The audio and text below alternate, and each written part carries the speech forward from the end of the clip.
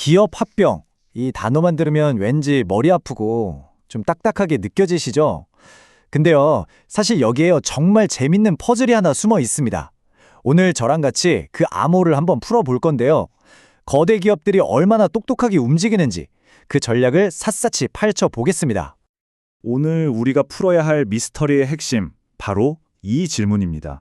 아니, 실제로 CJ그룹이요, 이미 지분을 100%다 가지고 있는 자회사를 합병하면서 정말 이상한, 상식적으로는 이해가 안 가는 방법을 썼거든요. 자기 회사 주식을 자기가 새로 발행해서 자기한테 준다? 도대체 왜 이렇게까지 겉보기에는 아무 의미 없어 보이는 일을 했을까요? 궁금하시죠? 자, 이 복잡한 퍼즐을 풀려면요, 우리 먼저 기본부터 다져야 합니다. 그러니까 원래 정상적인 아주 논리적인 합병 방식은 뭘까? 이걸 먼저 알아야겠죠. 기본 원칙부터 하나씩 차근차근 짚어보겠습니다. 그게 바로 무증자 합병이라는 건데요. 이름이 좀 어렵죠? 근데 별거 아니에요. 말 그대로 증자 없이, 그러니까 새 주식을 발행하지 않고 합병하는 겁니다. 한번 상상해 보세요.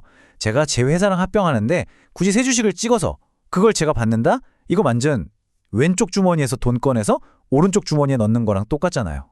그쵸? 바로 이런 불필요한 절차를 없앤 아주 효율적인 방법인 겁니다.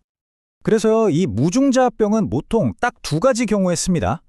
첫 번째는 SK케미칼 사례처럼 모 회사가 이미 100% 지분을 다 가진 자회사를 합칠 때 굳이 주식을 또 줄 필요가 없으니까요.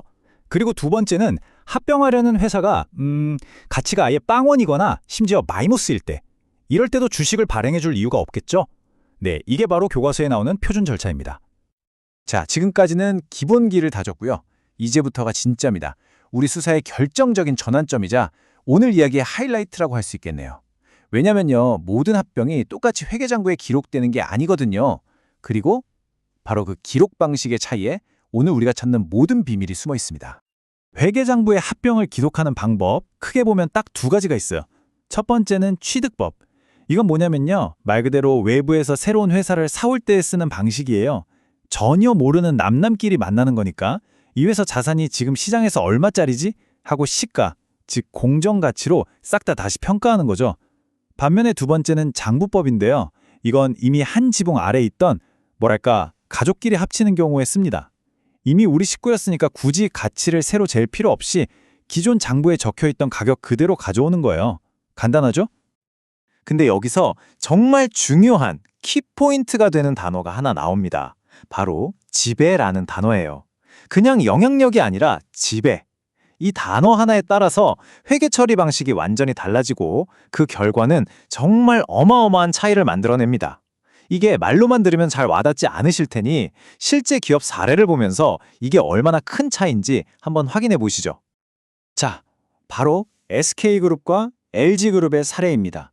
보시면 SK는 계열사들을 동일 지배 아래에 있는 한 식구로 봤어요. 그래서 합병할 때 장부거법을 썼죠. 결과적으로 영업권이라는 게 생기지 않았습니다. 그런데 LG는 좀 달랐어요. 계열사 관계를 지배가 아니라 중요한 영향력을 주고받는 관계로 해석해서 취득법을 적용한 겁니다. 그랬더니 재무제표에 영업권이라는 자산이 짠 하고 나타났어요. 이 영업권이 뭐냐면 쉽게 말해 그 회사의 브랜드 가치나 노하우처럼 눈에 보이지 않는 가치를 돈으로 환산한 거거든요. 이게 생기면 당연히 회사 자산이 더 커 보이겠죠? 보세요. 지배냐, 영향력이냐, 이 미묘한 단어 하나에 대한 해석 차이가 이렇게 완전히 다른 재무 결과를 만들어내는 겁니다. 자, 좋습니다. 이제 모든 단서가 다 모였습니다. 기억나시죠? 맨 처음에 우리가 가졌던 의문, CJ는 왜 이상한 합병을 했을까?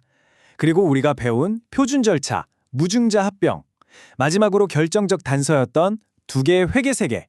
이제 이 퍼즐 조각들을 하나로 딱 맞추면 드디어 그들이 숨겨왔던 진짜 전략의 모습을 드러냅니다.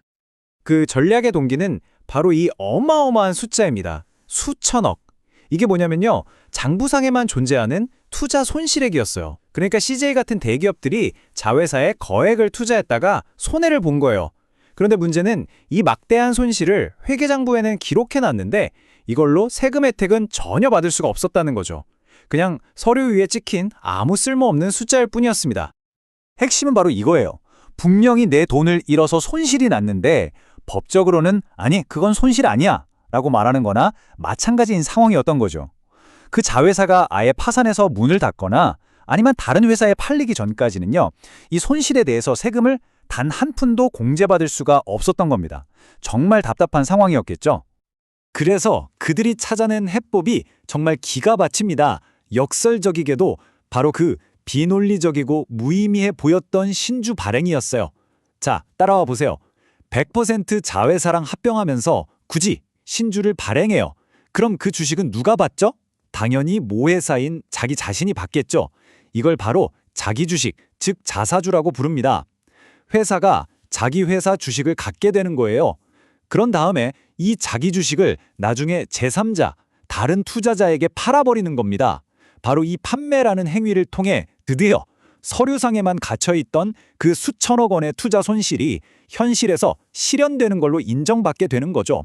와, 정말 막혀있던 세금 공제의 길을 기가 막힌 방법으로 뚫어버린 겁니다. 이야, 정말 대단한 전략이죠.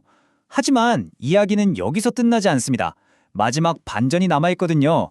이토록 똑똑하고 영리했던 전략은 지금은 더 이상 쓸 수 없게 됐습니다. 네, 역사 속으로 사라졌어요. 왜냐고요? 규제 당국, 그러니까 정부가 가만히 있지 않았던 거죠. 기업들의 이 영리한 움직임을 파악하고 아예 법을 바꿔버렸습니다.